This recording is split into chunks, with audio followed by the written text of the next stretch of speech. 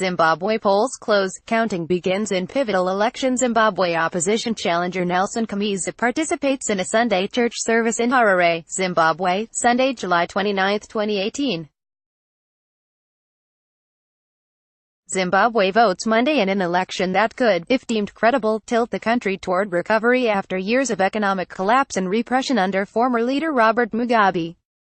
AP photo, Jerome Delay, Harare, Zimbabwe. AP, polling stations in Zimbabwe closed on Monday after the country's first election without former leader Robert Mugabe on the ballot, and election officers prepared to start counting.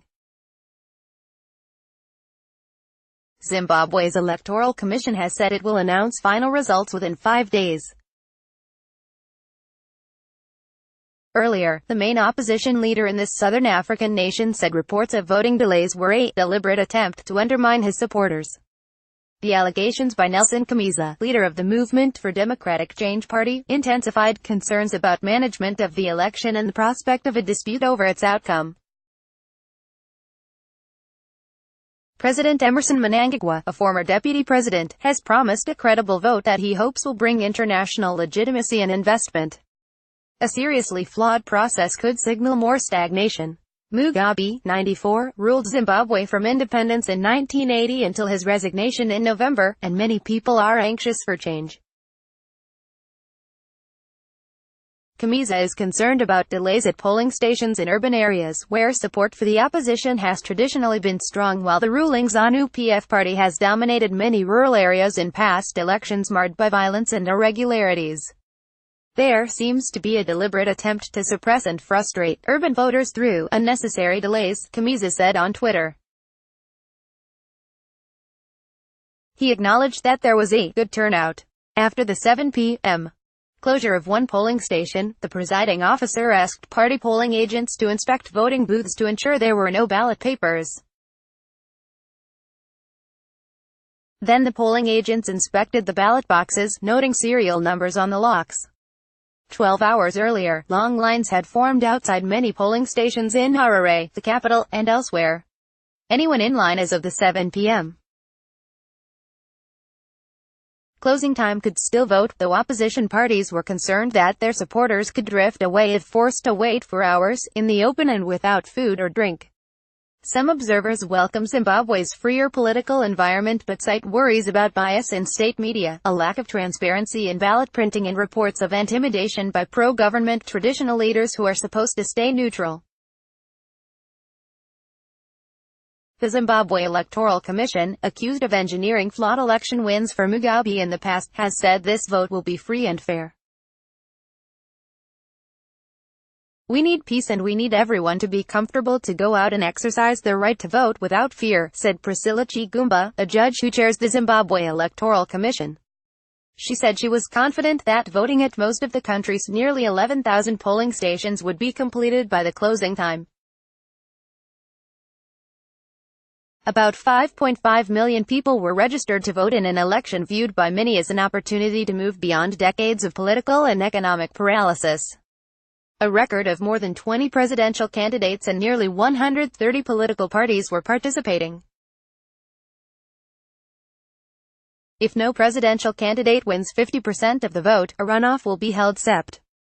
8. "I want to do this and get on with my business. I am not leaving anything to chance. This is my future," said Emarina Akenda, a first-time voter. The two main contenders are 75-year-old Mnangagwa, who took over after Mugabe stepped down under military and ruling party pressure last year, and 40-year-old Chamisa, a lawyer and pastor who became head of the main opposition party a few months ago after the death of its leader, Morgan Tsvangirai.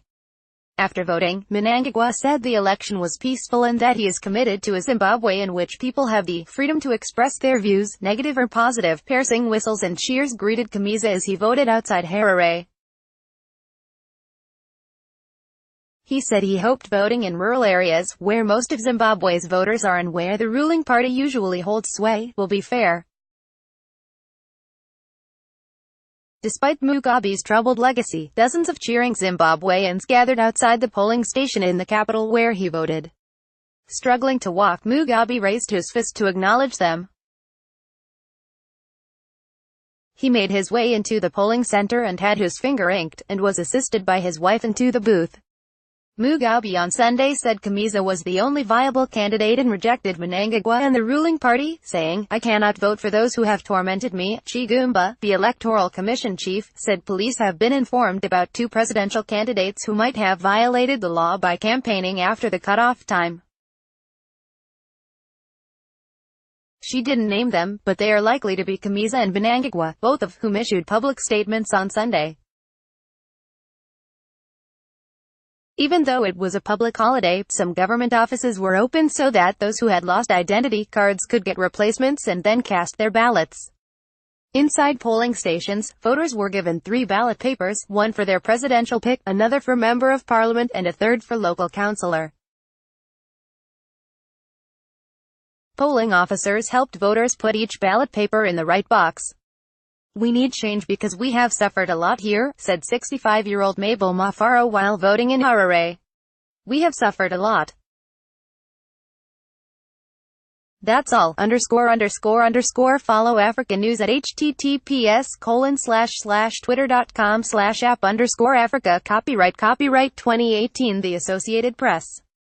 All rights reserved. This material may not be published, broadcast, written or redistributed.